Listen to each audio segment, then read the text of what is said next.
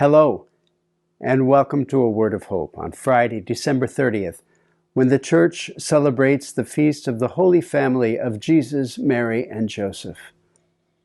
This feast used to fall on the Sunday between Christmas and New Year, but because those two feasts fall on Sundays this year, the Church has placed it today.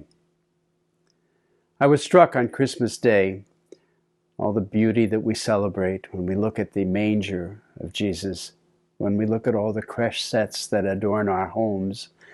I was struck by one of the commentators from the Canadian Missal who spoke about this day not as a silent night, holy night, all is calm and all is bright. There was nothing calm and tranquil surrounding the birth of Jesus.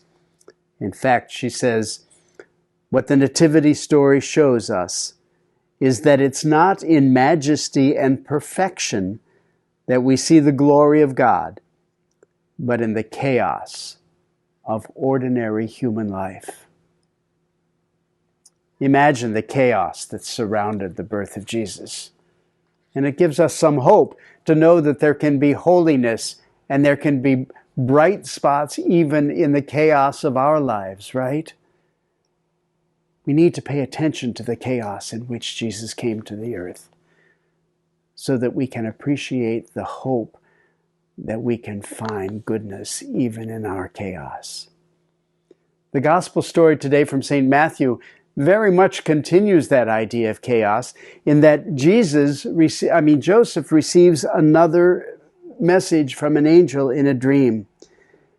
And the dream, the angel says, "Rise, take the child and his mother, flee to Egypt and stay there until I tell you. Herod is going to search for the child to destroy him." So Joseph rises, takes Mary, takes the baby Jesus, and they flee for their lives. Imagine the chaos. We celebrate the Holy Family, but the Church gives us a continuing story of the chaos that surrounded the life of Jesus and the birth of Jesus. And you and I are invited to ponder this today. I don't even know what that feels like. I don't even know what having to flee for my life feels like.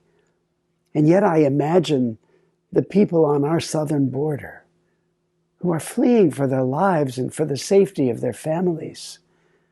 I think of the people in Ukraine in this horrible, horrible, sinful war, many of whom who are fleeing for their lives, for their families, and for their children. I have no idea what that feels like. And so today, I'm invited to imagine and to try to think of the chaos that surrounded the birth of Jesus. And today they're fleeing to Egypt. And thank God for whatever reason, my fortune has not placed me in that same life setting. I am not fleeing for my life. How hopeful that is for me.